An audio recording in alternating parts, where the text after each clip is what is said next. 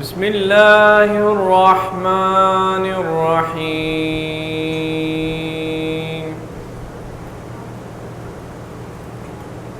والنازعات غرقا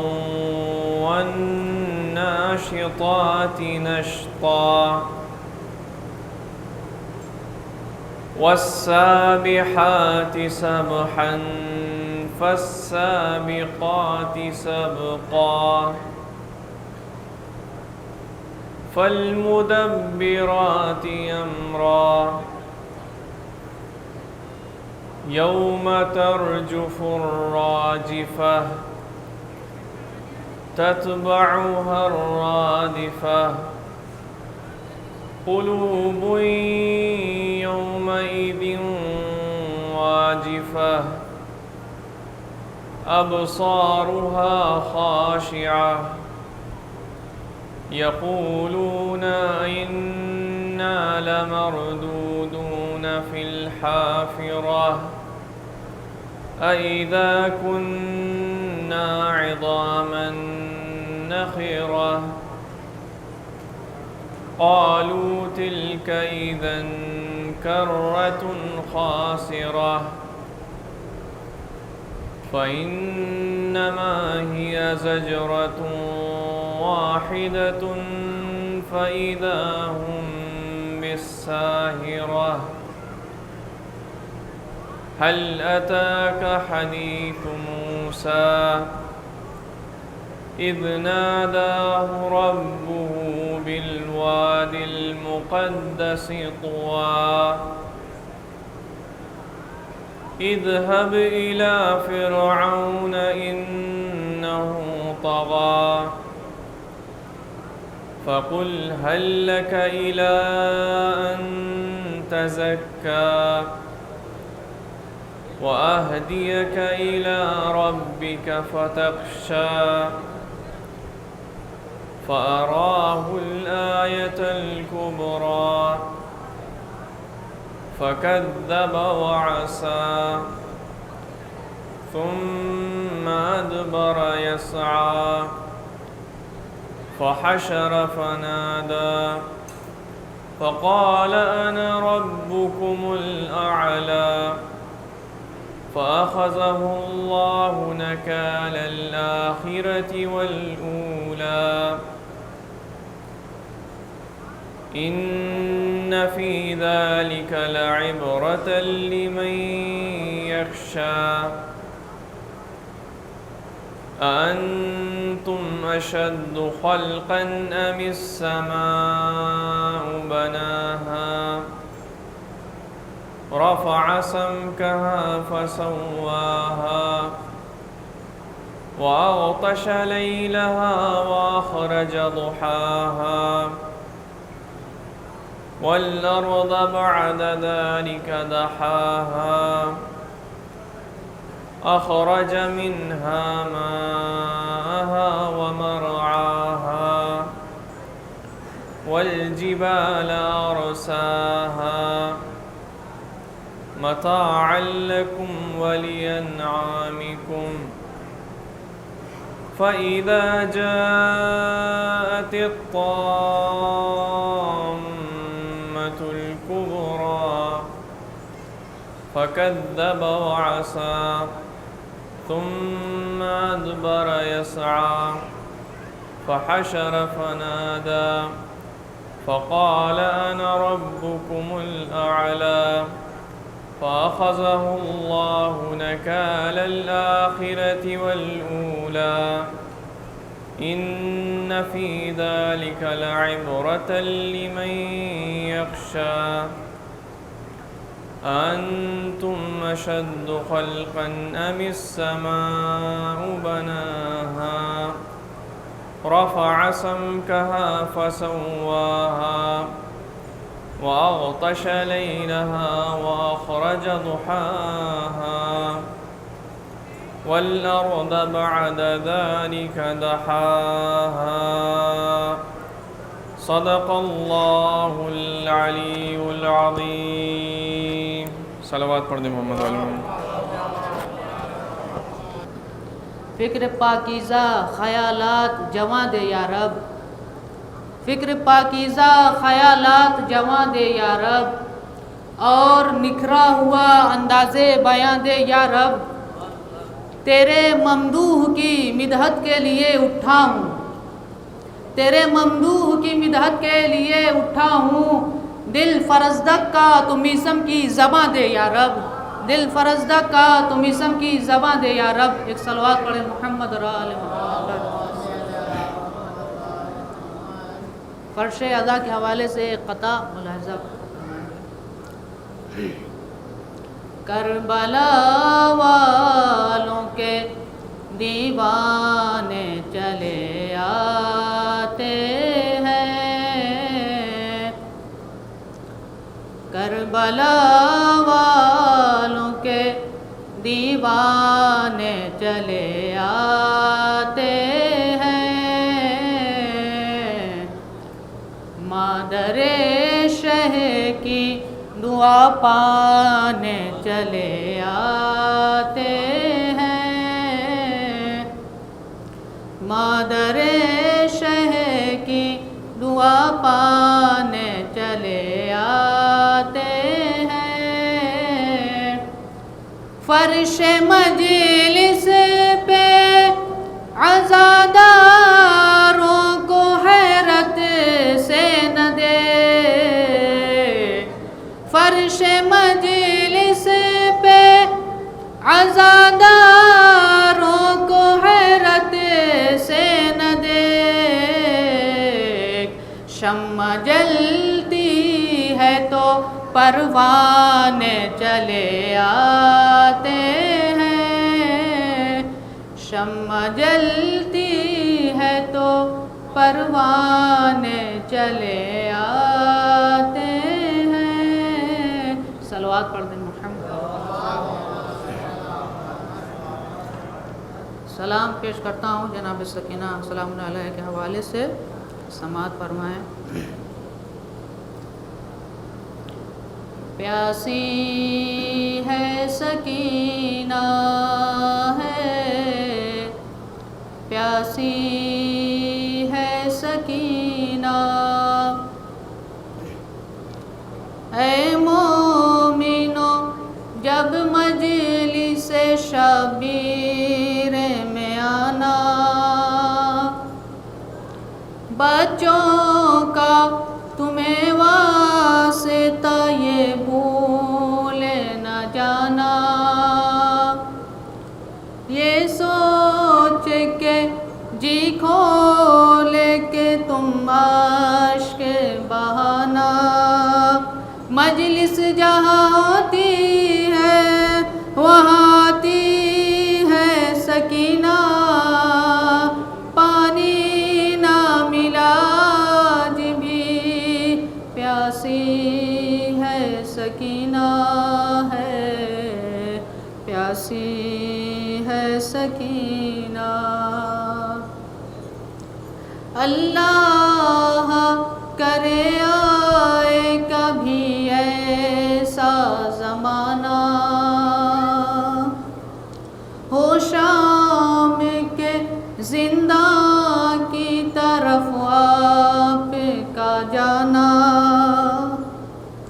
پھٹ جائے گا دل دیکھ کے وہ غم کا ٹھکانہ، بے حال ہوئی قبر میں سوتی ہے سکینہ،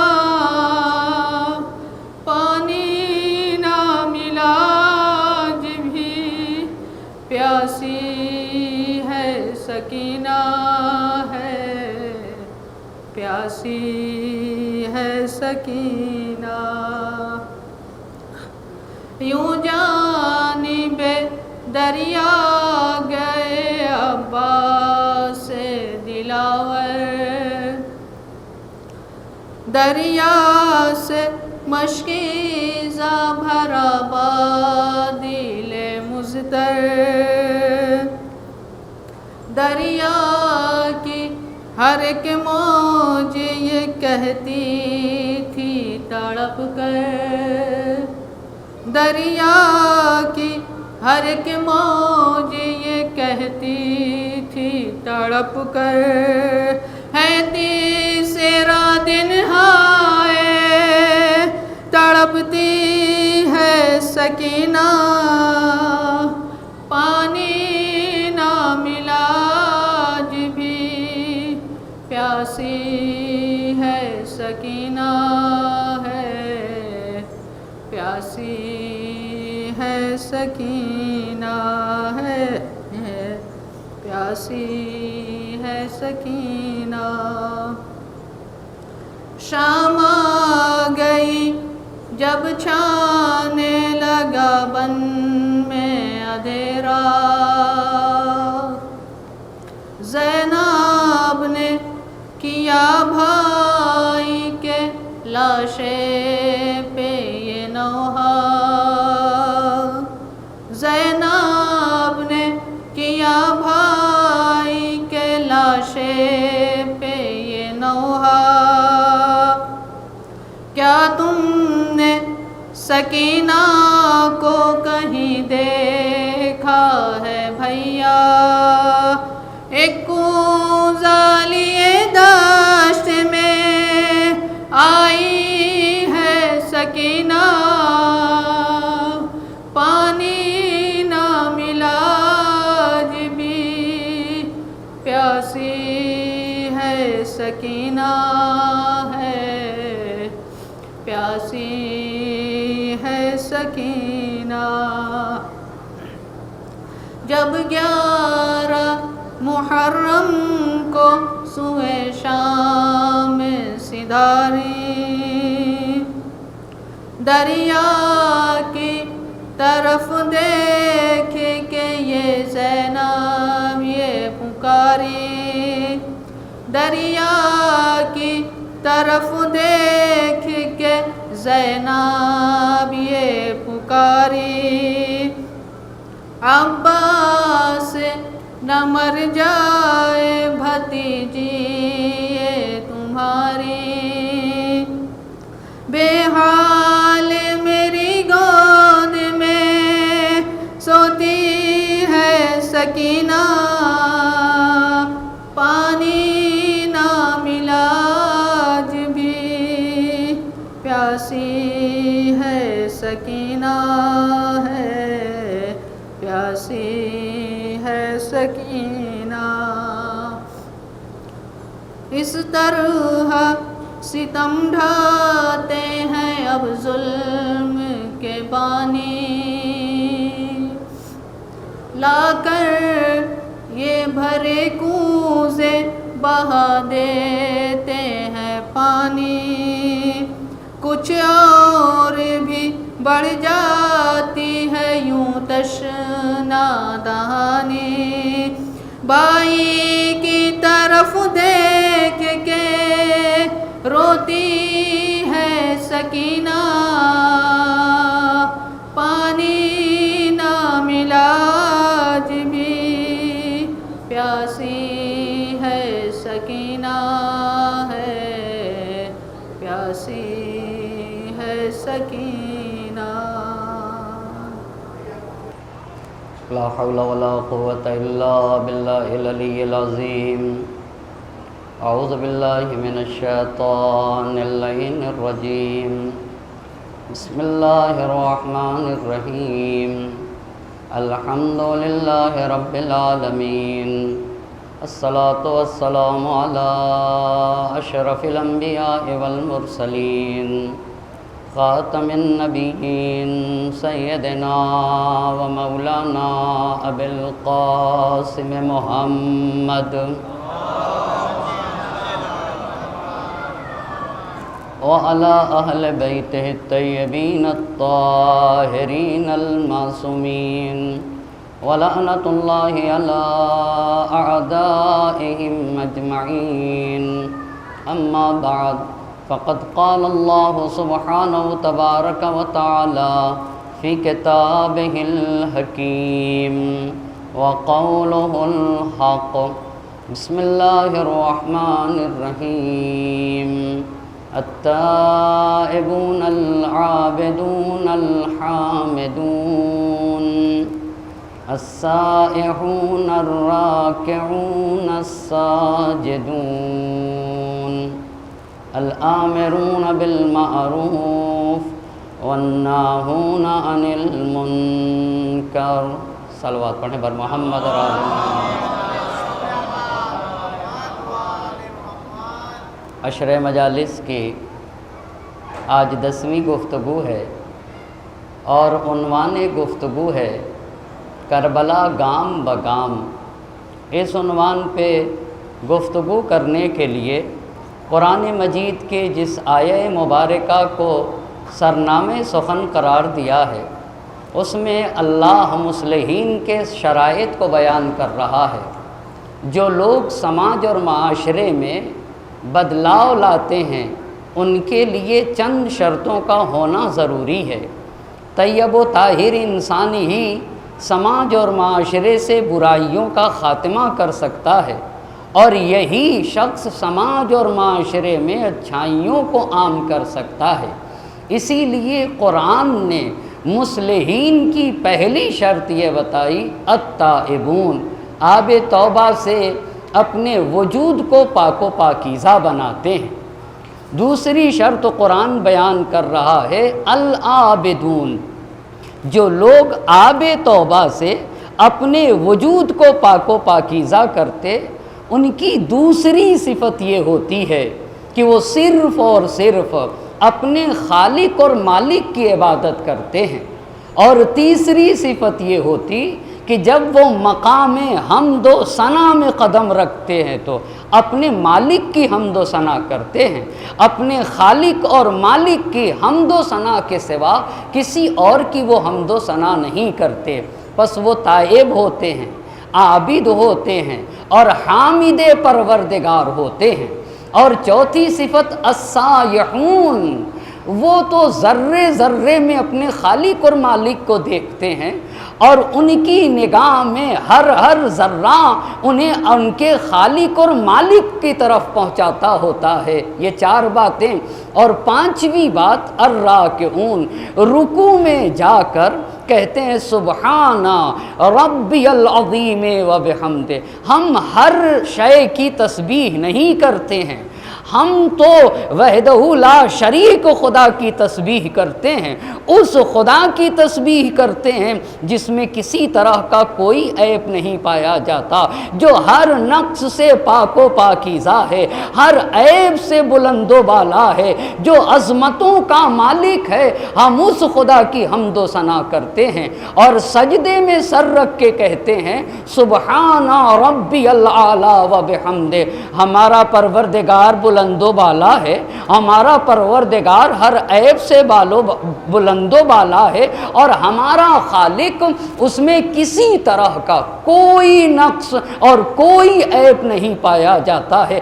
ہم اس اعلیٰ اور بلند و بالا خدا کی حمد و ثنا کرتے ہیں اور اس خدا کی تسبیح کرتے ہیں جس میں کسی طرح کا کوئی عیب نہیں پایا جاتا. ان 6 صفات کے حامل ہونے کے بعد اب یہ سماج اور معاشرے میں اترتے ہیں الآمرون بالمعروف والناہون عن المنکر. سماج اور معاشرے میں اب اچھائیوں کو عام کرنا ہوگا، برائیوں کا خاتمہ کرنا ہوگا.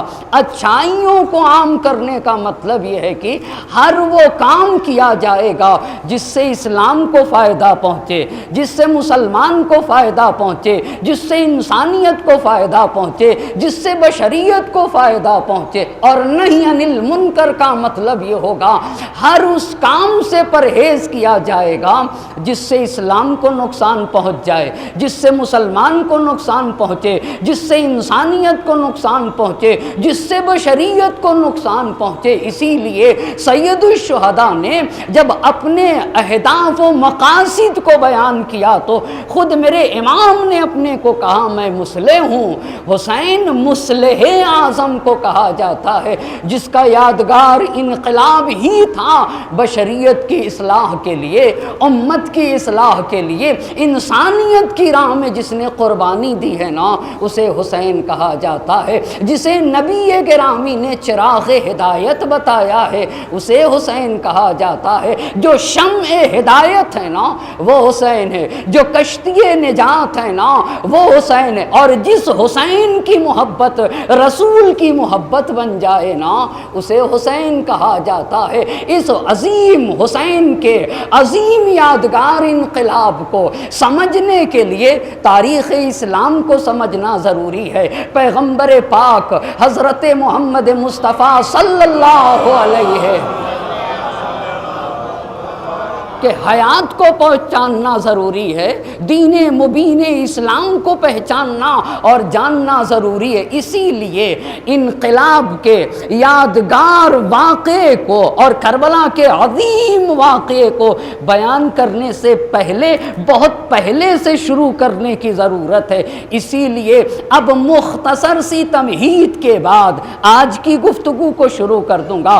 کل تک گفتگو یہیں تک پہنچی تھی۔ اللہ کے نبی اگر 17 ربیع الاول سن 1 عام الفیل کو مکے میں پیدا ہوئے تو 40 سال کے ہوئے تو مبعوث برسالت ہوئے۔ مبعوث برسالت ہونے کے بعد 13 برس تک مکہ مکرمہ میں رہے، اسے بعثت کا زمانہ کہا جاتا ہے۔ 13 برس رہنے کے بعد اپنا وطن چھوڑ دیا اللہ کے نبی نے دین اسلام کی خاطر، اسے ہجرت کہا جاتا ہے۔ مکہ چھوڑ کے مدینہ منورہ آ گئے تو مدینہ منورہ میرے نبی کا گھر نہیں تھا، وہ ہجرت گاہ پیغمبر ہے۔ اب مدینے سے دین کو پھیلایا ہے۔ ہجرت کا پہلا سال، دوسرا سال، تیسرا سال، چوتھا سال، یہاں تک کہ جب ہجرت کا 10واں برس ہوا تو پیغمبر پاک نے حجۃ الوداع انجام دیا۔ 11ویں برس نبی گرامی کی 28 صفر سن 11 ہجری میں ہمارے اور آپ کے نبی حضرت محمد مصطفیٰ صلی اللہ علیہ کی وفات ہے، اور نبی گرامی کے وفات کے بعد غدیر میں جو پیغمبر پاک نے امامت کا اہتمام کیا تھا اس اہتمام پہ پانی پھیر دیا گیا ہے۔ کہاں کے اوپر؟ سقیفہ میں۔ کل سقیفہ کو میں عرض کر چکا، اور سقیفہ میں بھی آپ نے دیکھا خلیفہ اول کو جو حاکم بنایا گیا ہے وہ قبیلگی معیار کی بنیاد پہ، وہاں کے اوپر الہی معیار کو نہیں رکھا گیا تھا کہ بھئی خدا کی کوئی آیت پیش کی جاتی، قرآن کی کوئی آیت پیش کی جاتی، نبی کی کوئی نص پیش کی جاتی، نہیں۔ یہ تو کہا گیا تھا ہم مہاجر ہیں لہٰذا حاکم ہم میں سے ہوگا، وہ کہہ رہے تھے ہم انصار ہیں لہٰذا حاکم ہم میں سے ہوگا۔ بس پہلی بات تو یہ ہو گئی کہ خلیفہ اول کا جو سقیفہ میں انتخاب ہوا وہ الہی ضوابط کی بنیاد کے اوپر نہیں ہوا ہے، وہ قبیلگی قانون کی بنیاد کے اوپر ہوا ہے۔ اب میں بالکل سقیفہ کو نہ چھیڑوں گا، اتنی بات تو کل ہو گئی، لیکن ایک بات جہاں سے چھوڑی تھی گفتگو اب وہیں کے اوپر آ جاؤں گا۔ سن 11 ہجری سے 13 ہجری تک پہلے خلیفہ، 13 سے 23 ہجری تک دوسرے خلیفہ، اور 23 سے 35 ہجری تک کہ کون سے خلیفہ ہوں گے؟ تیسرے خلیفہ ہوں گے۔ اس پہ توجہ کرنے کی ضرورت ہے۔ اچھا، ابو سفیان سن 8 ہجری میں اسلام لے آئے ہیں، اسلام لے نہیں آئے۔ میرے مولا نے نہج البلاغہ میں کہا اسلمہ نہ کہو، استسلمہ، انہوں نے اسلام کے سامنے ہتھیار ڈال دیا۔ توجہ کرنے کی ضرورت ہے، اسلام کے سامنے ہتھیار ڈال دیا ہے۔ ابھی بھی اس کا مطلب یہ ہوا کہ فتح مکہ سن 8 ہجری میں ہے، اور یہاں ابھی ہم کہاں سقیفہ میں کب ہیں؟ سن 11 ہجری میں ہیں۔ جب خلیفہ اول خلیفہ بن گئے، اسے تاریخ طبری سے نقل کر رہا ہوں، اب جس بات کو نقل کرنے جا رہا ہوں، جب خلیفہ اول کو سقیفہ میں خلیفہ بنایا گیا تو ابو سفیان میرے مولا کے پاس آئے۔ توجہ کرے گا میرا مجمع، میرے مولا کے پاس آئے، اور آنے کے بعد ابو سفیان نے مولا سے کہا کہ غضب ہو گیا۔ توجہ کرے گا میرا مجمع، غضب ہو گیا، قیامت ہو گئی، رذیل ترین لوگوں نے غلبہ حاصل کر لیا، پست ترین، یہ ان کے الفاظ ہیں۔ کس کے الفاظ ہیں؟ ابو سفیان کے الفاظ ہیں۔ آپ جا کے تاریخ طبری اٹھا کے دیکھ لیجئے نا، کہاں غضب ہو گیا، غضب ہو گیا سقیفہ میں رذیل ترین لوگوں نے حکومت پہ قبضہ کر لیا ہے، غلبہ حاصل کر لیا۔ اگر آپ اجازت دیں، توجہ کریے گا، اگر آپ اجازت دیں تو میں مدینے کی گلیوں کو سواروں اور پیادوں سے بھر دوں گا۔ توجہ کرے گا میرا مجمع، یعنی کیا مطلب؟ کچھ سوار سپاہی لے آؤں گا اور کچھ پیدل سپاہی لے آؤں گا اگر آپ اجازت دیں۔ یہ بتائیے، یہ علی کی محبت میں بول رہے تھے یا اسلام کی دشمنی میں بول رہے تھے؟ یہ سمجھ رہے تھے، بہت توجہ کرے گا، علی کسی جذباتی انسان کا نام ہے، بہت توجہ کرے گا میرا مجمع، یہ سمجھ رہے تھے علی کسی جذباتی انسان کا نام ہے۔ خدا کی قسم، اگر علی مرتضیٰ کے سوا کوئی جذباتی انسان ہوتا تو ابو سفیان کا یہ حربہ اسلام پہ کاری ضرب لگا دیتا۔ وہ کیسے؟ اگر کوئی بھی جذباتی انسان ہوتا نا تو اس کی بنیاد پہ اسلام کی بنیاد ہل جاتی۔ بھئی سن 11 ہجری ہے نا، سن 11 ہجری، ابھی اسلام کو آئے کل 23 برس ہوئے ہیں۔ کتنے برس ہوئے ہیں؟ کل 23 برس ہوئے ہیں۔ اور کہا اگر آپ کہیں تو میں مدینے کی گلیوں کو سواروں اور پیادوں سے بھر دوں۔ علی کسی جذباتی انسان کا نام نہیں، جس کی ذات جذبات سے بہت بلند و بالا ہو اسے علی مرتضیٰ کہا جاتا ہے۔ جو نور الہی سے دیکھے اسے علی مرتضیٰ کہا جاتا ہے۔ جو نباز فطرت ہو اسے علی مرتضیٰ کہا جاتا ہے۔ تو نور الہی سے دیکھنے والے علی اور نباز فطرت علی نے مخاطب کو پڑھ لیا، صرف پڑھائی نہیں، امام علی نے ڈانٹ کر کہا کہ دور ہو جاؤ، تم ہمیشہ اسلام کو بھی نقصان پہنچاتے رہے ہو اور اہل اسلام کو بھی نقصان پہنچاتے رہے ہو۔ یہ جب ہوا ہے یہ واقعہ، جب خلیفہ اول کی خلافت مستقر ہوئی تو میرے مولا نے، آپ کو پتا ہے کتنا عظیم سپوت دیا، جبکہ وہ یہ سمجھتے تھے امام کہ خلافت میرا ہی حق ہے اور بس۔ امام سمجھتے تھے خلافت میرا ہی حق ہے، کسی اور کا حق نہیں، مگر اس کے باوجود بھی کہا کہ تم دور ہو جاؤ۔ کتنا عظیم کارنامہ انجام دیا ہے اسلام کی بقا کے لیے، اسلام کے تحفظ کے لیے، اسلام کی حفاظت کے لیے۔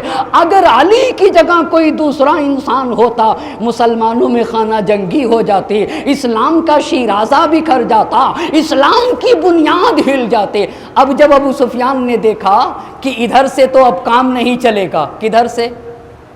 امام علی علیہ السلام کی طرف سے جب مایوسی حاصل ہو گئی تو اب خلفاء کی طرف آ گئے۔ کس کی طرف آ گئے؟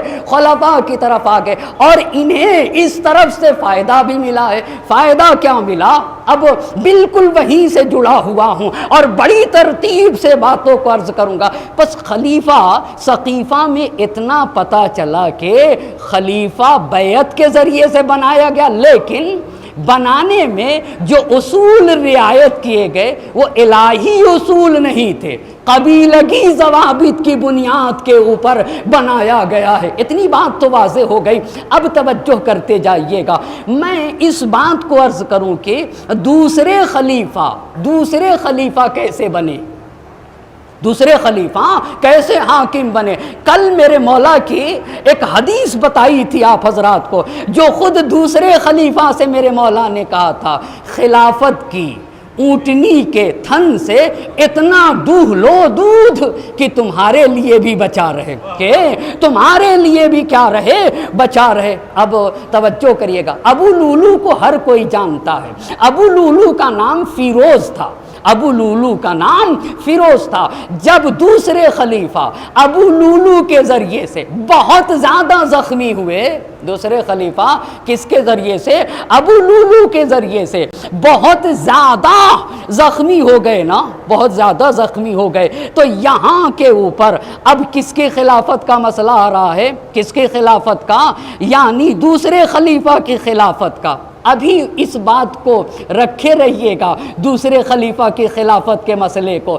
اس سے پہلے، اس حدیث سے پہلے اس بات کو عرض کرنا چاہوں گا کہ بھئی پہلے خلیفہ کے بعد دوسرے خلیفہ کیسے آئے؟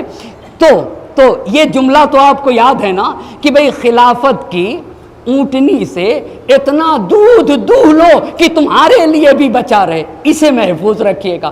اب پہلے خلیفہ بیمار ہوتے ہیں، پہلے خلیفہ بیمار ہوتے ہیں، جب پہلے خلیفہ بیمار ہوتے ہیں تو تیسرے خلیفہ ان کی عیادت کے لیے آتے ہیں۔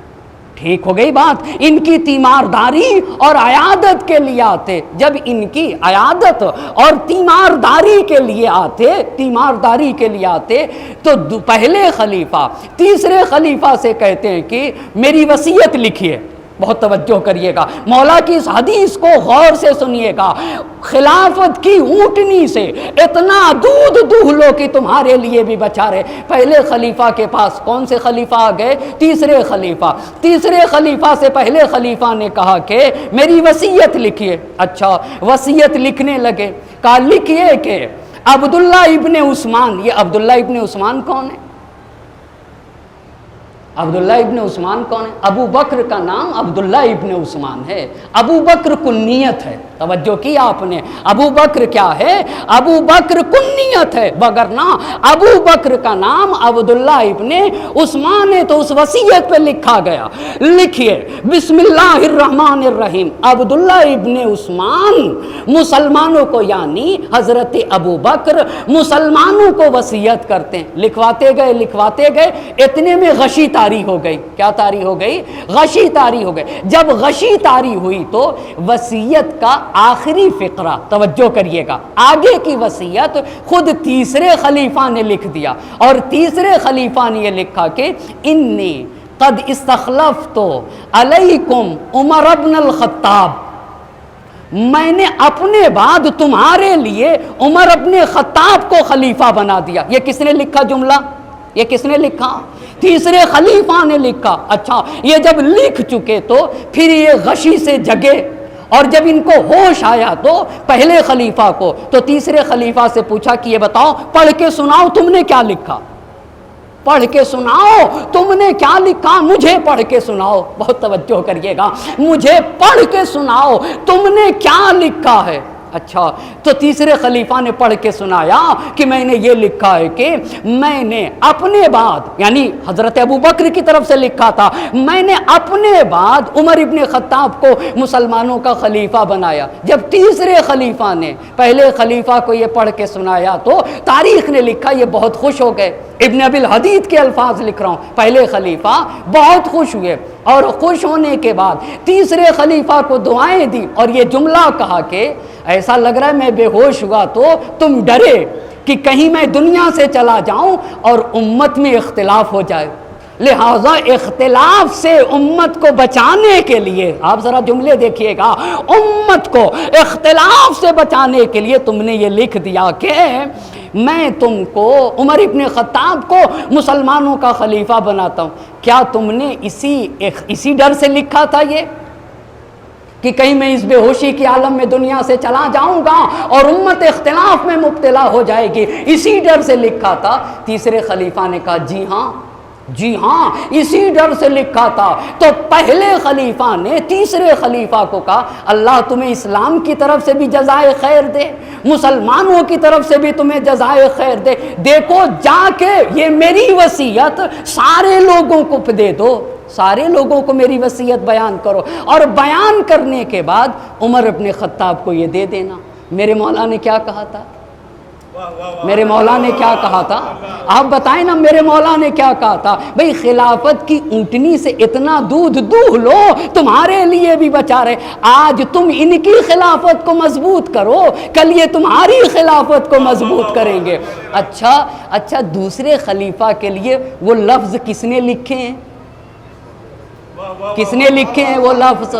اس کا بھی تو بدلہ چکانا ہوگا، اس کا بھی تو بدلہ چکانا ہوگا۔ بہت توجہ کریے گا، کس نے لکھے اس کا بھی بدلہ تو چکانا۔ اب میں آپ سے سوال کروں گا، آپ بتائیے گا، یہ بتائیے دوسرے خلیفہ کی خلافت کس قانون کی بنیاد پہ؟ آپ سے پوچھ رہا ہوں بھئی کیا پڑھے لکھے لوگوں نے بیعت کی ہے؟ آپ بتائیے، اس کو کہتے پڑھے لکھے لوگ جو سماج اور معاشرے میں مؤثر ہوں، جو دین و شریعت کو جانتے ہوں انہیں اصطلاح کی زبان میں اہل حل و عقد کہا جاتا ہے۔ اہل حل و عقد کسے کہا جاتا ہے؟ وہ پڑھے لکھے لوگ جو سماج اور معاشرے میں مؤثر ہو سکتے ہیں انہیں اہل حل و عقد کہا جاتا ہے۔ ایک گروہ مسلمانوں کا ایک گروہ کہتا ہے کہ خلیفہ نص پیغمبر سے سنا جائے گا۔ وہ کون کہتا ہے؟ وہ ہم کہتے ہیں، یعنی پیغمبر بتائے گا خلیفہ کون ہے، اور وہ بتایا پیغمبر پاک نے جگہ جگہ، غدیر خم کے میدان میں بھی بتایا۔ اچھا تو پیغمبر نے تو کہا نہیں تھا ان کے بارے میں، بس پہلا مسئلہ ختم ہو گیا۔ دوسری بات، کیا کسی نے بیعت کی ہے لوگوں نے؟ جی بیعت بھی نہیں کی۔ اچھا نہ بیعت کی ہے، نہیں بیعت بھی نہیں کی ہے، اور نہ ہی لوگوں کا اجماع ہے۔ بھائی نہ بیعت کی ہے لوگوں نے اور نہ ہی بیعت لوگوں کا اجماع ہے ان کی خلافت کے اوپر۔ ہوا کیا ایک خلیفہ نے اپنے بعد خلیفہ بنایا، یہی تو ہوا۔ بغیر کیا پہلے خلیفہ نے مشورہ لیا؟ آپ بتائیے مشورہ لیا؟ نہیں، ایک خلیفہ نے بغیر کسی مشورے کے دوسرے کو خلیفہ۔ اگر ایسا ہی ہے تو آپ بتائیے اس خلیفہ میں اور بنی امیہ کا کوئی بھی حاکم ہو، اس میں کیا فرق ہے؟ آپ بتائیں نا کیا فرق ہے؟ بھائی سعودیہ میں بھی بادشاہ ہے نا، ایک جاتا ہے بادشاہ وہ دوسرے کو معین کر دیتا ہے، دوسرا جاتا ہے تیسرے کو معین کر دیتا ہے۔ اگر خلیفہ بغیر کسی رائے و مشورے کے دوسرے کو خلیفہ بنا لے تو اس میں اور جو بنی امیہ میں چلتا آیا ہے اس میں کیا فرق ہے؟ اچھا ایک اور بات بتاؤں، یہ بتائیے آپ کو گھر بنانا ہے تو آپ مستری لے آئیں گے، مستری ڈھونڈ کے لے آتے ہیں نا، تو کیا خلیفہ ایسا ہے؟ کیا خلیفہ ایسے؟ بھائی گھر بنانے کے لیے آپ مستری ڈھونڈ کے لے آئے تو کیا مستری کی اطاعت سارے مسلمانوں پہ واجب ہو جائے گی؟ آپ اپنا گھر بنانے کے لیے لائے تھے، آپ کس لیے لائے تھے؟ اپنا گھر بنانے کے لیے، اپنا گھر بنانے کے لیے۔ اگر خلافت کا چننا، خلیفہ کا چننا بالکل ایسے ہی ہے جیسے گھر بنانے کے لیے ایک مستری چن کے آپ لے آتے ہیں، لاتے ہیں نہیں لاتے ہیں، تو پھر اس خلافت کو خدا کی طرف نسبت کیوں دیتے ہو؟ کیوں خدا کی طرف نسبت دیتے ہو؟ بھائی آپ ایک مستری چن کے لے آئیں اور کہیں خدا نے چنا ہے، کہیں یہ واجب الاحترام ہے، کہیں اس کی اطاعت واجب ہے، اس کی نافرمانی حرام ہے۔ اگر خلافت صرف ایک اجتماعی مسئلہ ہے اور الہی مسئلہ نہیں تو پھر اسے خدا کی طرف کیوں نسبت دیتے ہو؟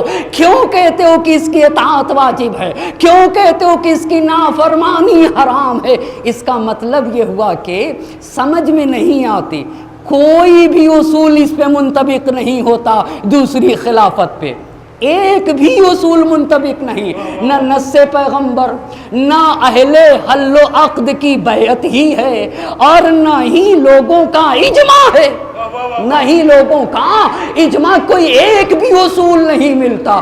اور اگر ایک خلیفہ دوسرے خلیفہ کو چنے تو دنیا بھر میں بادشاہت سلطنتیں آ رہی ہیں، ایک حاکم دوسرے کو چن لیتا ہے، اس میں اور اس میں کوئی فرق نہیں۔ اور اگر بالکل ایسے ہی ہے جیسے ہم بلڈنگ بنانے کے لیے مستری لے آتے ہیں تو پھر اس کو خدا کی طرف نسبت نہ دو، اس کی اطاعت کو واجب قرار نہ دو، اس کی نافرمانی کو حرام قرار نہ دو۔ ایک صلوات پڑھیں گے بر محمد اور آل محمد۔ اچھا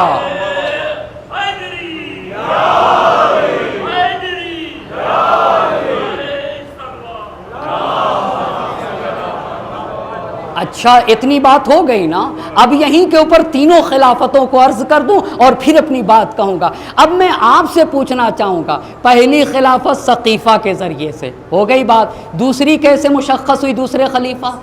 وصیت کے ذریعے سے۔ کس کے ذریعے سے؟ وصیت کے ذریعے سے۔ اچھا وہ جو وصیت لکھا ہے، وصیت کا جو فقرہ لکھا ہے تیسرے خلیفہ نے، اسے بھی یاد رکھیے گا۔ تیسرے خلیفہ کیسے آئے؟ تیسرے خلیفہ کیسے آئے تو پھر سمجھ میں آئے گا۔ ایک بات آپ کو بتا دوں، قریش کے 25 قبیلے ہیں۔ کیا مطلب ہوتا ہے اس کا؟ قریش میں چھوٹے چھوٹے کتنے قبیلے ہیں؟ 25 قبیلے جب جمع ہوتے تو اس کو قریش کہا جاتا ہے۔ اس میں سے ایک ہے بنی تیم، ایک ہے بنی عدی، ایک ہے بنی امیہ اور ایک ہے بنی ہاشم، یہ سب کے سب قریش ہیں۔ بات واضح ہو گئی۔ پہلے خلیفہ قبیلہ تیم سے ہیں۔ کس سے ہیں؟ قبیلہ تیم سے۔ دوسرے خلیفہ ہیں قبیلہ بنی عدی سے، اور تیسرے خلیفہ بنی امیہ سے ہیں۔ بات واضح ہو رہی ہے نہیں ہو رہی ہے؟ پس پہلے خلیفہ کس قبیلے کے رہنے والے ہیں؟ قبیلہ تیم سے۔ دوسرے خلیفہ کس سے ہیں؟ قبیلہ عدی سے، بنی عدی سے۔ اور تیسرے خلیفہ کہاں سے ہیں؟ بنی امیہ سے۔ اور میرے آقا کس سے ہیں؟ بنی ہاشم سے۔ توجہ کر رہے ہیں نا؟ آقا بنی ہاشم سے، تیسرے خلیفہ بنی امیہ سے، دوسرے خلیفہ بنی عدی سے، اور پہلے خلیفہ بنی تیم سے۔ اچھا، اتنی بات تو واضح ہو گئی۔ اب آئیے، اب یہاں کے اوپر ابو لولو کی بات آئے گی۔ ابو لولو کی بات جو عرض کر رہا تھا وہ کہیں اور کی نہیں ہے، وہ یہاں کی ہے۔ ابو لولو کہاں کے رہنے والے ہیں؟ ایران کے رہنے والے ہیں۔ ایران کا ایک شہر ہے کاشان، کاشان میں آج بھی ابو لولو کی قبر ہے۔ کاشان کے لوگ بڑے مولائی ہوتے ہیں۔ کاشان، ایران میں جو کاشان شہر ہے نا، کاشان کے لوگ بڑے مولائی ہوتے ہیں۔ ان میں اہل بیت سے عشق کا جذبہ بہت ہی زیادہ پایا جاتا ہے۔ ابو لولو وہاں کے رہنے والے تھے۔ ابو لولو کا نام فیروز تھا۔ ابو لولو کا نام کیا تھا؟ فیروز تھا، اور ابو لولو کنیت تھی۔ آپ کو پتا ہے نا، ان کی تلوار کے ذریعے سے دوسرے خلیفہ زخمی ہوئے۔ کس کی تلوار سے؟ ابو لولو کی تلوار سے زخمی۔ جب بہت زخمی ہوئے، دیکھا کہ اب ہماری زندگی کا آخری وقت ہے، تو انہوں نے 6 لوگوں کی کمیٹی بنائی۔ اس کمیٹی کو شورا کہا جاتا ہے۔ کیا کہا جاتا ہے؟ شورا کہا جاتا ہے۔ شورا کا مطلب یہ ہوتا ہے کہ یہاں کے اوپر 6 لوگوں کی کمیٹی بنائی، اور اس کمیٹی کے ذریعے سے یہ کہا گیا کہ اب میرے مرنے کے بعد یہ 6 لوگ، ان میں سے کوئی ایک خلیفہ بنے گا۔ یہ 6 لوگ مل کے کسی ایک کو خلیفہ بنائیں گے۔ وہ 6 کون کون سے تھے؟ ایک صلوات پڑھیں تو میں عرض کروں گا۔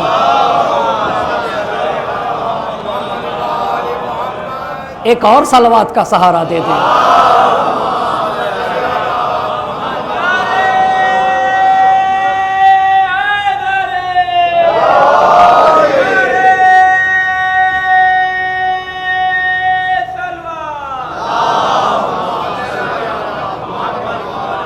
بھائی یہ شورا کیا چیز ہے؟ شورا مولانا بتائیے۔ پس پہلا سقیفہ، دوسرا کیا ہوا؟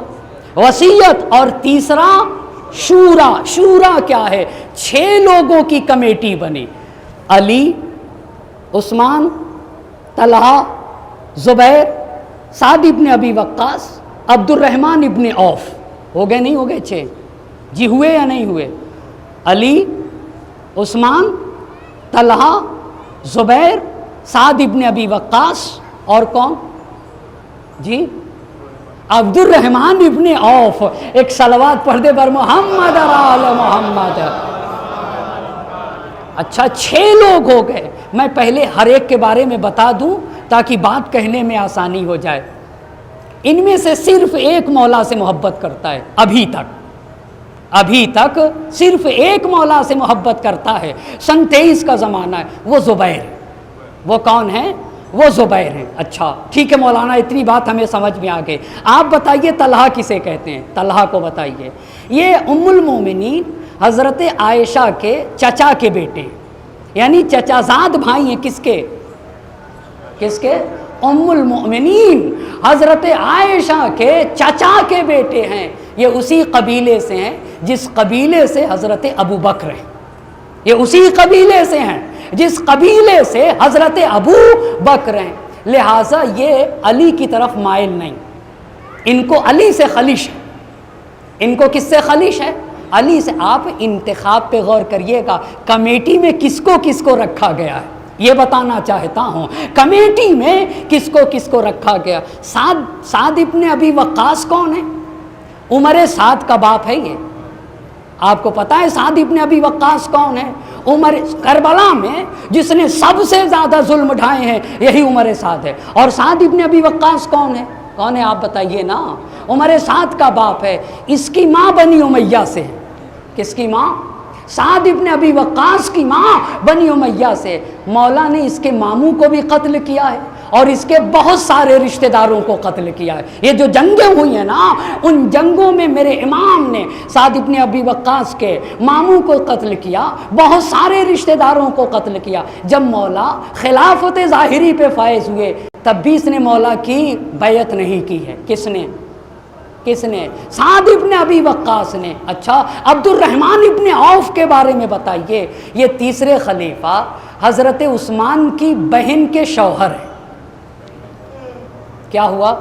بہن کے شوہر کو کیا کہا جاتا ہے؟ بہنوئی کہا جاتا ہے۔ ایک صلوات پڑھیں بر محمد اور آل محمد۔ کیا کہا جاتا ہے؟ بہنوئی کہا جاتا ہے۔ اتنی بات جب آپ کے سامنے عرض کر چکا تو یہ 6 لوگوں کی کمیٹی، ایک مرتبہ آپ بھی تو بتا دیجئے ان 6 لوگوں کی کمیٹی میں کون کون تھا؟ علی، عثمان، طلحہ، زبیر، اور کون؟ سعد ابن ابی وقاص، اور کون؟ عبد الرحمن ابن عوف۔ اچھا، جب دوسرے خلیفہ کا وقت قریب تھا تو دوسرے خلیفہ، بہت توجہ کے سے سنیے گا ان باتوں کو، تو ابن ابی الحدید معتزلی، حوالہ بھی تو دیجئے مولانا، ابن ابی الحدید معتزلی نے اپنی کتاب شرح ابن ابی الحدید میں اس بات کو لکھا ہے۔ تو دوسرے خلیفہ نے کہا کہ جب اللہ کے نبی دنیا سے گئے، بہت توجہ کریے گا، اللہ کے نبی جب دنیا سے گئے تو انہی 6 لوگوں سے راضی تھے۔ کس سے راضی تھے؟ کس سے راضی تھے؟ انہی 6 لوگوں سے راضی تھے۔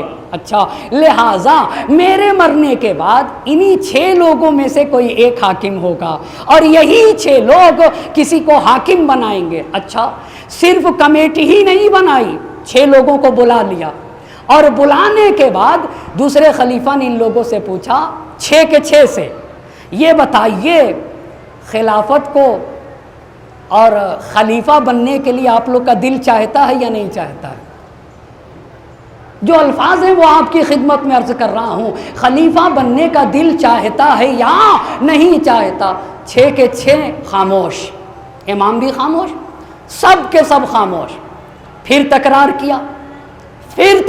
کیا کہ خلیفہ بننے کا دل چاہتا ہے یا نہیں؟ تو زبیر بولے، زبیر کس کے طرفدار ہیں؟ امام کے۔ زبیر بولے کیوں نہیں، ہم آپ سے کم تھوڑی ہیں۔ عجیب بات ہے، کیوں نہیں، ہم آپ سے کم تھوڑی ہیں۔ آپ میں بعض باتیں کہنا نہیں چاہتا ہوں پر آپ خود ہی فہیم ہیں، آپ خود ہی سمجھ جائیے گا۔ بھائی شروع میں کیا کہا تھا؟ رسول ان سے راضی ہیں، یہی تو کہا تھا، رسول ان سے راضی ہیں۔ جب زبیر نے یہ کہا کہ ہم آپ سے کم تھوڑی نہیں، تو پہلے خلیفہ نے کہا کہ بات یہ ہے کہ تم 6 کے 6 میں کوئی نہ کوئی عیب ضرور ہے۔ اچھا، اب عیب ہوگا۔ کہا طلحہ، یہ جو طلحہ تھا، کہا طلحہ میں عیب یہ ہے کہ جب پردے کی آیت اتری ہے کہ فَاسْأَلُوهُنَّ مِنْ وَرَاءِ الْحِجَابِ، اس کے بعد زبیر نے ایک بات کہی، اس بات کی بنیاد پہ نبی طلحہ نے ایک بات کہی اور اس بات کی بنیاد پہ نبی طلحہ سے ناراض ہو گئے اور ناراض گئے۔ بھائی ابھی تو آپ کہہ رہے کہ ان 6 سے راضی ہیں، ابھی تو آپ کہہ رہے ہیں اتنا جلدی بھول جاتے۔ اگر آپ اتنا جلدی بھول جائیں گے تو امت کی رہنمائی کیسے کریں گے؟ امت کی رہنمائی کیسے کریں گے جو اتنا جلدی بھول جاتا ہے؟ اچھا، امام علی علیہ السلام سے کہا کہ آپ بہت اچھی طرح سے امت کو گائیڈ کریں گے، پر آپ کیا مشکل یہ ہے کہ آپ مذاق بہت کرتے ہیں۔ آپ کیا مشکل یہ ہے کہ آپ مذاق بہت کرتے ہیں۔ ابھی آپ پہنچے نہیں جہاں میں لے جانا چاہتا ہوں۔ ہر ایک میں عیب نکال دو، توجہ کریے گا، کہ یہ صرف ووٹ دے سکیں، اپنے کو خلیفہ کا حقدار نہ سمجھیں، اور صرف ایک کا عیب نہیں نکالا، صرف اس میں سے ایک کا عیب نہیں نکالا۔ اور جب تیسرے خلیفہ کی بات آئی، اب سنیے گا یہاں کے اوپر، جب تیسرے خلیفہ کی بات آئی تو کہا کأنی بکا قلدت کا قریش ھذا الامر، میں گویا دیکھ رہا ہوں کہ قریش نے خلافت کو آپ کے اختیار میں دے رکھا ہے، اور آپ حمل تھا بنی امیہ و بنی ابی معیط علی رقاب الناس، اور آپ نے بنی امیہ، چونکہ یہ بنی امیہ سے تھے نا، بنی امیہ اور بنی ابی معیط کو لوگوں کی گردنوں پہ آپ نے مسلط کر رکھا ہے، وہ اثرتہم بالفیء، اور بیت المال کو انہی لوگوں کے اختیار میں دے رکھا ہے۔ یہ کس سے کہا؟ جی یہ تیسرے خلیفہ سے کہا۔ سعد ابن ابی وقاص سے کیا کہا؟ سعد ابن ابی وقاص سے کہا دیکھو تم میدان جنگ کے آدمی ہو، خلافت کے آدمی نہیں ہو، تم خلیفہ بننے کے لائق نہیں ہو۔ اچھا یہ سعد ابن ابی وقاص سے کہہ دیا۔ عبد الرحمن ابن عوف سے کیا کہا؟ تم کمزور ہو۔ سمجھ رہے ہیں آپ بات کو؟ تم کیا ہو؟ تم کمزور ہو، تم ضعیف ہو، تم بوڑھے ہو، تم بوڑھے ہو، تم سے یہ مسئلہ سنبھل نہ سکے گا۔ یہ کیوں کیا گیا تھا؟ یہ کیوں کیا گیا تھا؟ دیکھو تم لوگ صرف ووٹ دینے کے لیے رہنا، توجہ کرے گا میرا مجمع۔ جب طلحہ نے یہ دیکھا کہ بھائی علی اور عثمان کے ہوتے ہوئے نوبت ہم تک نہیں پہنچے گی، تو طلحہ کہنے لگے، طلحہ نے کہا کہ میں عثمان کو اپنا حق دیتا ہوں۔ کون؟ طلحہ۔ طلحہ کس کی طرف چلا گیا؟ عثمان کی طرف۔ زبیر بولے کہ میں علی کی طرف، پس ایک عثمان کی طرف، دوسرے کس کی طرف؟ علی کی طرف۔ سعد ابن ابی وقاص بولا کہ میں عبد الرحمن کو اپنا حق دے دیتا ہوں۔ کس کو اپنا حق دیتا ہوں؟ عبد الرحمن کو۔ اب یہ بتائیے تین نے تو اپنا حق دے دیا، کس نے دیا؟ طلحہ نے تیسرے خلیفہ کو دیا۔ اچھا زبیر نے اپنا حق کس کو دے دیا؟ مولا کو دے دیا۔ سعد ابن ابی وقاص نے کس کو دے دیا؟ عبد الرحمن ابن عوف کو۔ اب بچے کون؟ تین ہی لوگ تو بچے۔ کون کون؟ امام علی علیہ السلام اور تیسرے خلیفہ اور عبد الرحمن بن عوف۔ بھئی تین تو میدان سے نکل گئے نا، بچے تین۔ اب جب تین بچے تو عبد الرحمن بن عوف جو کہ تیسرے خلیفہ کے بہنوئی تھے، امام علی علیہ السلام کی طرف متوجہ متوجہ ہو کے کہتے ہیں کہ میں آپ کے ہاتھوں پہ بیعت کروں گا لیکن شرط ہے۔ کہا شرط کیا ہے؟ کہا شرط کیا ہے؟ کہا شرط یہ ہے کہ آپ کتاب خدا کے مطابق عمل کرنا ہوگا، حکومت میں پیغمبر کی سنت کے مطابق عمل کرنا ہوگا، اور شیخین کی سیرت پہ چلنا ہوگا۔ شیخین کون؟ شیخین کون؟ پہلے خلیفہ اور دوسرے خلیفہ۔ امام نے کہا کہ میں خلافت کو قبول تو کروں گا لیکن شرط کو قبول نہیں کر سکتا، میں حکومت کروں گا۔ کتاب امام معصوم غیر معصوم کی پیروی کرے گا؟ آپ بتائیں نا، معصوم غیر معصوم کی پیروی کرے گا؟ یوں کہوں حق باطل کی پیروی کر لے گا؟ قرآن نے کہا ہے اگر حق باطل کی پیروی کر لیتا نا تو دنیا نیست و نابود ہو جاتی، دنیا تباہ و برباد ہو جاتی۔ اچھا عبد الرحمن نے کیا کہا؟ توجہ کریے گا، عبد الرحمن نے کیا کہا کہ شیخین کی سیرت پر عمل کرنا ہوگا۔ امام علی علیہ السلام نے کہا کتاب خدا کے مطابق عمل کروں گا، سنت پیغمبر کے مطابق عمل کروں گا، اور اپنی نظر کے مطابق عمل کروں گا، اس لیے کہ امام کی بھی نظر رسول خدا کی نظر ہوگی۔ اب کس کی طرف عبد الرحمن بن عوف جائیں گے؟ جی اب کس کی طرف جائیں گے؟ عثمان کی طرف۔ اب جب کہا کہ میں بیعت کرتا ہوں، آپ کو سیرت شیخین کے مطابق عمل کرنا ہوگا، انہوں نے کہا اچھی بات ہے، انہوں نے کہا اچھی بات ہے۔ پھر تکرار کیا قرآن، سنت پیغمبر اور سیرت شیخین، پھر کہا اچھی بات ہے، پھر تکرار کیا، پھر کہا اچھی بات ہے۔ پھر انہوں نے ہاتھ دے دیا، کس نے؟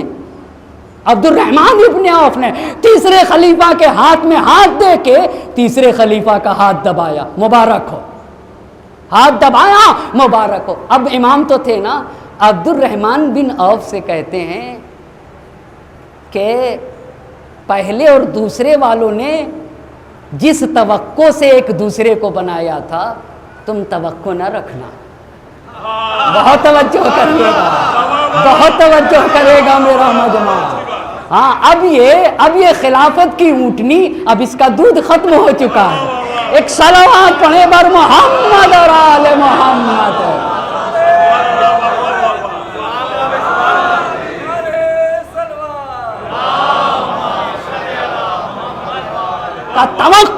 रखना, तवक्को न रखना।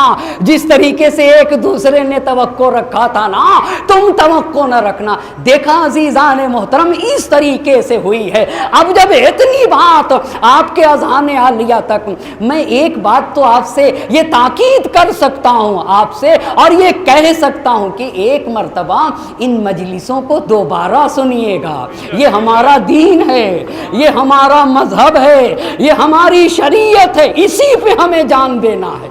अगर निजात चाहिए तो इसी पे निजात है ना, इसी पे उखरवी निजात है। अजीज़ान मोहतरम, दर अहले बैत और कुरान, एक हाथ में अहले बैत का दामन होगा और एक हाथ से कुरान से मुतमस्सिक होना होगा, और यही सच्चा दीन है। और इसी दीन के साथ खुदा की बारगाह में जाना होगा। इसीलिए मैं कहूँगा अपने बच्चों को भी बताइएगा, अपने घर वालों को भी बचाइएगा, अपने भाई बहनों को वो बताइएगा, अपने माँ बाप को भी बताइए, अपने माँ बाप को भी बताइएगा। ऐसा हुआ और हमें ये अकीदा रखना है, इस अकीदे के साथ जाना है, इस तरीके से दीन और मजहब पे अमल करना है। इतनी बात अर्ज कर चुका आपके अज़ान आलिया तक। मुझे बहुत सारी बातें आपसे करना है इंशाअल्लाह। अल्लाह ने तौफीक दी ना तो इन बातों को अर्ज करूंगा।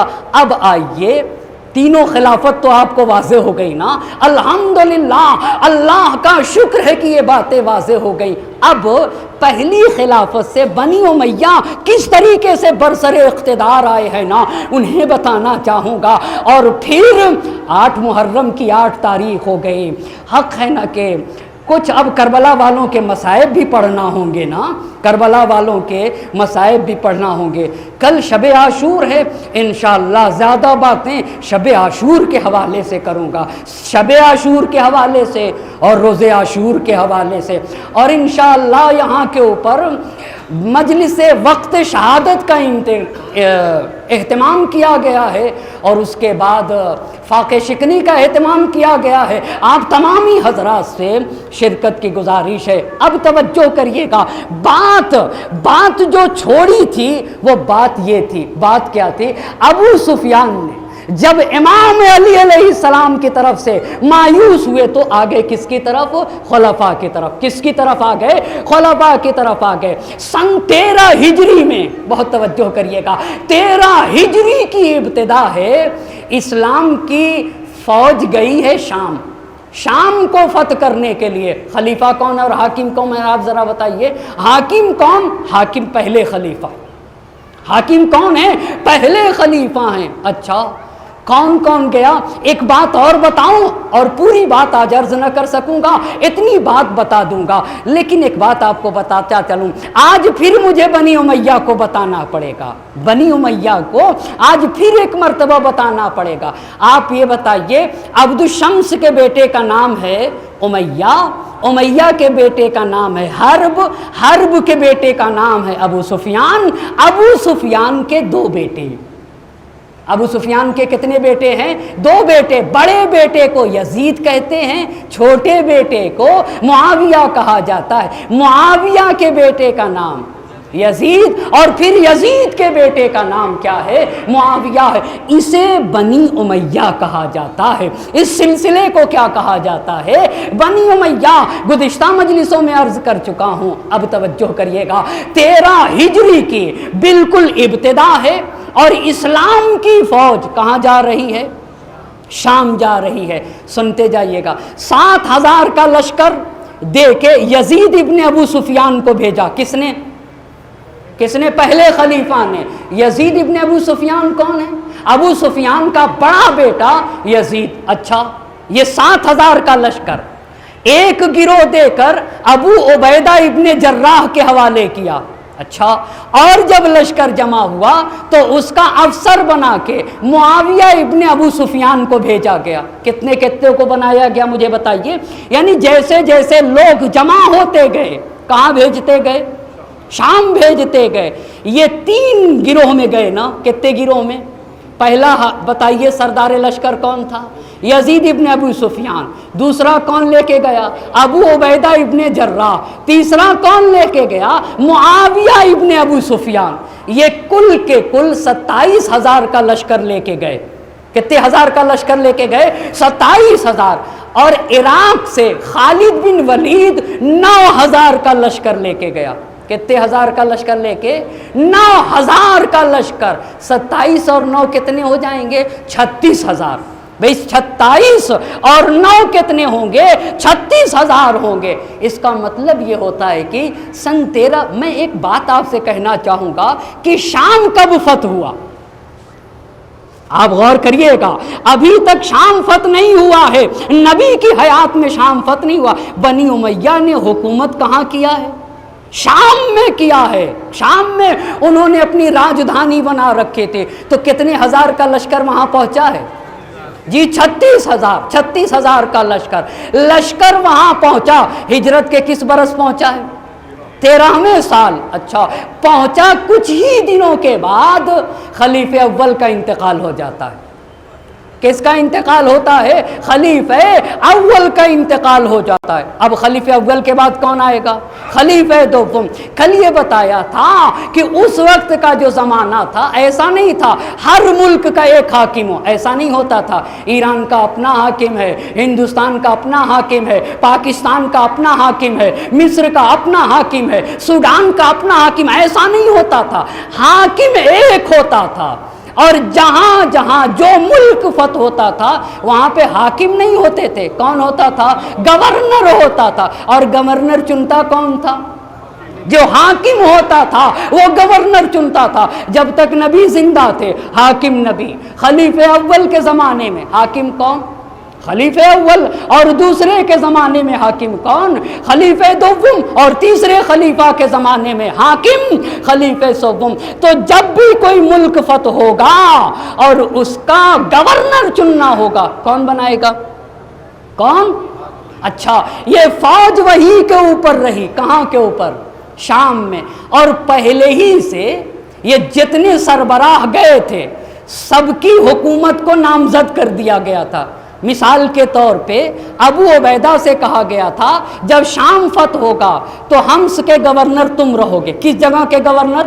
حمص کے. شرحبیل ابن حسنہ سے کہا گیا تھا شرق اردن تمہارے حوالے ہوگا. عمرو بن عاص سے کہا گیا تھا فلسطین کے تم بنو گے. اور یزید ابن ابی سفیان سے کہا گیا تھا دمشق کے گورنر تم رہو گے. یعنی یزید ابن ابی سفیان کو کہاں کا گورنر بنایا گیا تھا؟ دمشق کا. اچھا جب پہلے خلیفہ کے زمانے میں یہ فوج گئی تو اس کا کمانڈر خالد بن ولید تھا.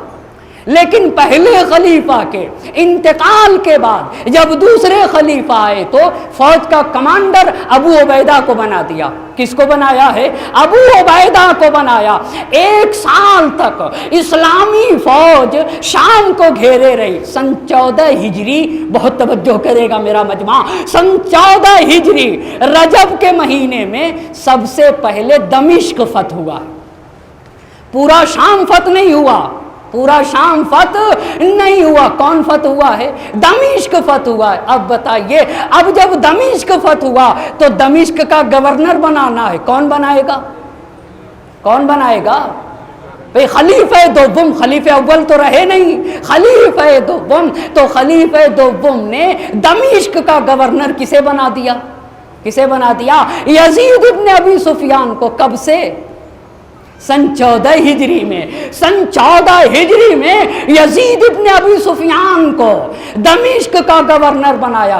14 سے سن 18 ہجری تک کتنے برس؟ جی 4 برس یزید ابن ابی سفیان دمشق کا گورنر بنا رہا. سن 18 میں توجہ کرے گا میرا مجمع، سن 18 ہجری میں یزید ابن ابی سفیان طاعون کی بیماری میں ہلاک ہو گیا. کس کی بیماری میں؟ یہ جو طاعون کا مرض آتا تھا، یہ جو وبا آتی تھی، اس میں ابو عبیدہ کا بھی انتقال ہوا. اور کس کا انتقال ہو جاتا ہے؟ یزید ابن ابی سفیان کا. تو اب بھی تو گورنر بنایا جائے گا یا نہیں بنایا جائے گا؟ جی اب آپ سن لیجئے گا، یہیں سے کربلا واقع ہوئی ہے. آپ دیکھیے گورنر شام کا کون بنا رہا ہے. کون شام کا گورنر بنا رہا ہے؟ سقیفہ کے ذریعے سے یہ آئے یا نہیں آئے؟ اور یہ شام کا گورنر. اما جب سن 18 ہجری میں یزید ابن ابی سفیان کا انتقال ہوا تو پھر ابو سفیان مدینے میں تھے. اور مدینے میں تھے تو دوسرے خلیفہ کے پاس آئے. دوسرے خلیفہ کے پاس آئے تو دوسرے خلیفہ نے کہا کہ تمہارے بیٹے یزید کا انتقال ہو گیا. تو ان کو اپنے بیٹے کے مرنے کی فکر نہیں تھی. کس کو جی ابو سفیان کو اپنے بیٹے کے مرنے کی فکر نہیں تھی. پہلے ہی دوسرے خلیفہ سے پوچھ لیا یہ بتائیے دمشق کا گورنر کسے بنایا ہے؟ آپ نے دمشق کا گورنر کسے بنایا آپ کو پتا ہے؟ تو دوسرے خلیفہ نے کہا کہ آپ گھبرائیے نہیں, آپ کے بیٹے معاویہ کو بنایا ہے گورنر. آپ کے بیٹے کس کو بنایا ہے؟ اب آپ بتائیے معاویہ کب سے شام کے گورنر بن گئے؟ سن 18 سے. اس کا مطلب ایک بات پہ توجہ کریے گا, پھر آپ کو کربلا والوں کی عظمت کا اندازہ ہوگا. سن 14 سے جب سے شام فتح ہوا, شام میں حکومت ہی بنی امیہ کی تھی. شام میں کس کی حکومت تھی؟ بنی امیہ کے. 18 سے کون آ گیا جی؟ 18 سے معاویہ. 18 سے 35 تک توجہ کریے گا. 18 سے 23 میں کس کا انتقال ہوا؟ دوسرے خلیفہ کا. 23 میں جب دوسرے خلیفہ کا انتقال ہوا تو اب کون آیا؟ تیسرے خلیفہ. جب دوسرے خلیفہ کا انتقال ہوا اور تیسرے خلیفہ آئے, یہ بتائیے تیسرے خلیفہ بنی امیہ سے ہیں یا نہیں؟ تیسرے خلیفہ بنی امیہ سے ہیں, اور ابو سفیان بھی بنی امیہ سے. اب جب تیسرے خلیفہ آئے, بہت توجہ کریے گا, بہت توجہ کریے گا, سن 23 میں بھی معاویہ گورنر, ابھی گورنر ہے معاویہ. جب تیسرے خلیفہ آئے برسر اقتدار پہ, پھر ابو سفیان آ گئے ان کے پاس. کن کے پاس؟ کن کے پاس؟ تیسرے خلیفہ کے پاس. کیوں آ گئے بھائی؟ یہ جو پیغمبر سے لڑے تھے کس لیے لڑے تھے؟ کس لیے لڑے تھے؟ اسی لیے تو کہ ہمیں اقتدار مل جائے. اب جب تیسرے خلیفہ بنی امیہ سے, تو ان کی تو دل کی برائی نا, جو دل کی بات تھی وہ اب ان کی پوری ہو گئی. آ کے کہتے ہیں کہ بڑے زمانے تک انتظار کیا ہے. خدا کے قسم یہ تاریخ تبری نے لکھا ہے, بڑے زمانے تک انتظار کیا, اور ایک زمانے تک انتظار کرنے کے بعد اب حکومت ہم تک پہنچی ہے, یعنی بنی امیہ تک. دیکھو ادرہا مثل القرہ, اس حکومت کو گیند کی طرح گردش کرو. کیا؟ گیند کی طرح گھماؤ, گیند کی طرح گھماؤ. گیند کی طرح گھمانے کا کیا مطلب ہوتا ہے؟ وجعل اوتادہا بنی امیہ, حکومت کے ستونوں کو بنی امیہ قرار دے دو, یعنی حکومت کی بنیادوں کو بنی امیہ کے ذریعے سے مضبوط کرو. بڑی بڑی پوسٹیں جو ہو سکتی ہیں, جتنے ممالک ہیں نا, ہر ملک کا گورنر کسے بنا دو؟ بنی امیہ کو. یہاں سے اب آپ کو کل سے اندازہ ہوگا کہاں کہاں کا گورنر تیسرے خلیفہ نے کسے کسے بنایا ہے, اور کسے کسے اپنا مشاور اول بنایا. یہ کیا کہا بنی امیہ کے ذریعے سے اپنی حکومت کو مضبوط کر دو. دیکھ لیا آپ نے, دیکھا نا. پس امیر شام یعنی معاویہ کب سے گورنر؟ 18 سے 23 تک گورنر رہے یا نہیں رہے؟ جی ہاں. اچھا 23 سے تیسرے خلیفہ کا کب انتقال ہوا ہے؟ سن 35 ہجری ذی الحج کے مہینے میں. تیسرے خلیفہ کا انتقال کب ہوا؟ سن 35 ہجری ذی الحج کے مہینے میں. اما تیسرے خلیفہ کے زمانے میں, تیسرے خلیفہ کے زمانے میں بھی معاویہ حاکم تو رہے, گورنر رہے, معاف کریے گا گورنر رہے, مگر دمشق بھی گورنر یہی, شرق اردن بھی انہی کے اختیار میں, حمص بھی انہی کے اختیار میں, فلسطین بھی انہی کے اختیار میں, اور دمشق بھی انہی کے اختیار میں. جو کئی لوگوں کے اس میں بٹا ہوا تھا اب سب ان کے اختیار میں ہوا. اب جب امام آئے, امام کب آئے ہیں؟ امام علی علیہ السلام سن 36 سے سن 40 تک امام آئے, تو 4.5 سال تک امام نے حکومت کی, مگر اتنا مضبوط کر چکا تھا کہ امام کے زمانے میں بھی نہیں ہٹا. بس یہیں پہ بات روک دوں گا. آپ کو پتا ہے 18 سے سن 40 ہجری تک جو شام کا گورنر رہا وہ کون ہے؟ امیر شام ہے معاویہ. 22 برس ہوتے ہیں, اور ایسا پروپیگنڈا کیا تھا. 22 برس اس نے 22 برس گورنر رہا. کل بتاؤں گا حاکم کتنے برس رہا ہے. हाकिम, ये जो इमाम हसन अलैहिस्सलाम की सुलह थी, इस सुलह का क्या मतलब है? इस सुलह का क्या मतलब है? आपको पता है, खुदा की कसम, हुसैन कितने दुरंदेश इंसान को कहा जाता है। मेरा हुसैन कितना बाबसीरत है। अब आपको अंदाज़ा होगा ज़ैनब को क्यों लेकर आए थे, क्यों सैयदे सज्जाद को लेकर आए थे। खुदा की कसम, जिसने यजीदियत की कलाई मरोड़ दी, उस सूरमा का इसमें गिरामी हुसैन है। उस सूरमा का जिसने यजीदियत की कलाई मरोड़ दी, उस सूरमा का इसमें गिरामी हुसैन है। ज़ैनब 20 मिनट शाम में बोली होंगी, बहुत बोली होंगी तो 25 मिनट, बहुत बोली होंगी तो 40 मिनट, मगर बनी उमैया ने जब अहले बैत का लुटा हुआ काफिला वहाँ पहुँचा था, क्या शान थी मेरे इमाम की, कितना बाबसीरत है मेरा इमाम। अम्मा, जिस हस्तियों ने ज़ैनब को कोई खातून न कहे, खातून न कहे, जो बाद शहादत हुसैन हुसैन बन गई, उसे ज़ैनब कहा जाता है। जो हुसैन बनी है उसे ज़ैनब कहा जाता है। जिसने बनी उमैया के 46 साला साजिशों पे 46 मिनट में पानी फेर दिया, उसे ज़ैनब कहा जाता है, उसे ज़ैनब कुबरा कहा जाता है। बस अज़ीज़ान मोहतरम, मुहर्रम की 8 तारीख़ है, रोने के लिए यही काफ़ी है। हम और आपके रोने के लिए बस इतना काफ़ी है कि मुहर्रम की 8 तारीख़ है। अब्बास ज़ैनब के बहन को कहा जाता है ना, भाई है ना अब्बास, ज़ैनब के भाई को कहा जाता है। ज़ैनब को अल्लाह ने क्या भाई दिए थे?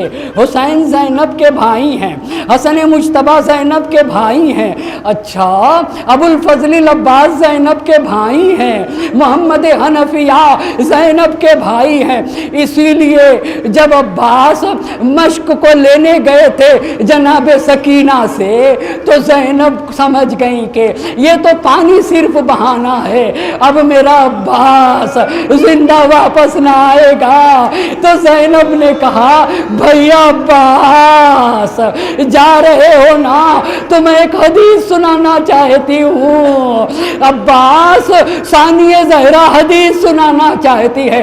अब्बास दो जानू होके बैठ गए। ज़ैनब ने कहा, अब्बास मेरा बचपना था, मैं बाबा के जानू पे बैठी हुई थी, एक मर्तबा रज़ा मेरे बाजू पे थी, रज़ा मेरे शाने पे थी, एक मर्तबा हवा चले, रज़ा मेरे शाने से हट गए, मेरे बाजू से हटी, एक मर्तबा मेरे बाबा ने मेरे बाजुओं का बोसा दे दिया। अजरकुम अल्लाह, मैं तड़प गई, अपने बाबा से पूछ लिया, बाबा आपने बाजुओं का बोसा दिया है, कभी ऐसा नहीं किया। अजरकुम अल्लाह, मेरे बाबा ने कहा, ज़ैनब इन बाजुओं में रसन बांधी जाएगी। ज़ैनब ने कहा, अब्बास अरे मैं तड़प गई, जिसके 18 भाई हो, जिसका अब्बास जैसा भाई किसकी मजाल, जो इन बाजुओं में रसन बांध, मगर अब्बास अब ज़ैनब को यकीन तेरी शहादत के बाद इन बाजुओं में रसन बांधी जाएगी। अजरकुम अल्लाह, सकीना से मशकीज़ा ले लिया, ए मेरी लाल मैं पानी ले आऊँगा, न सुन सकोगे। हाय रे चचा भतीजी का रिश्ता कैसा था। एक भतीजी को अपने चचा पे बड़ा एतमाद था, मेरा चचा पानी लेकर आएगा। बच्चों से कह रही थी, देखो देखो वो मेरा चचा जा रहा है। और जब अब्बास ने नहरे फुरात से पानी लिया, منہ کے قریب لے گئے. 4000 کی فوج دیکھ رہے تھے.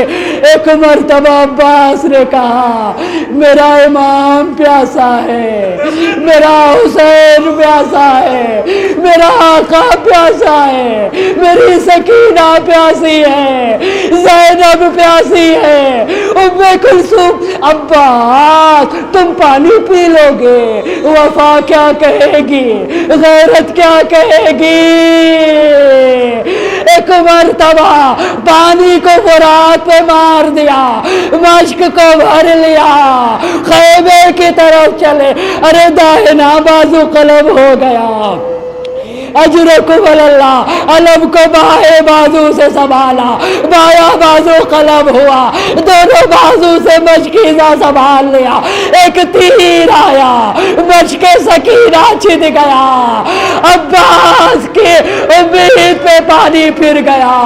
ایک مرتبہ ایک تیر آیا, عباس کی آنکھوں میں پیوست ہو گیا. اور ایک مرتبہ عباس نے سر جھکا لیا, تیر کو زانووں سے نکالنا چاہا. ایک مرتبہ ایک لعین نے غرز سے حملہ کیا. عباس زمین پہ تشریف لے آئے. حسین کو آواز دی, آقا. عباس کی مدد کو آئیے. حسین پہنچ گئے, عباس کا زانو سر پہ رکھ لیا. عباس نے ایک جملہ کہا, اے میرے آقا, ارے میرا لاشا خیمے میں نہ لے جائیے گا, میں سکینہ سے شرمندہ ہوں, میں نے سکینہ سے وعدہ کیا تھا. حسین نے علم اٹھا لیا, خیمے کے قریب پہنچ گئے. سکینہ نکل آئی, جب دیکھا علم آیا, علمدار نہ آیا. سکینہ تڑپ گئی, اپنی پیاس کو بھول گئی. بابا مجھے پانی نہیں چاہیے, مجھے میرا چچا چاہیے. ایک مرتبہ حسین نے کہا سکینہ, ارے تیرا چچا شرمندہ ہے, فرات کے کنارے بازو کٹائے ہوئے سو رہا ہے. زینب نے نوحہ پڑھ دیا, ارے میرا عباس چلا گیا. ام کلثوم نے بیان کر دیا, ہمارا عباس چلا گیا. سکینہ نے نوحہ پڑھا, میرے چچا چلے گئے. حسین نے مرثیہ پڑھ دیا, ارے میرا عباس چلا گیا. اللہ ان کا سرا ظہری آخی, میرا بھیا چلا گیا. میرے عباس کے جانے نے میری کمر توڑ دی. فضا میں کوہرام مچا, وا عباسا وا سکینہ.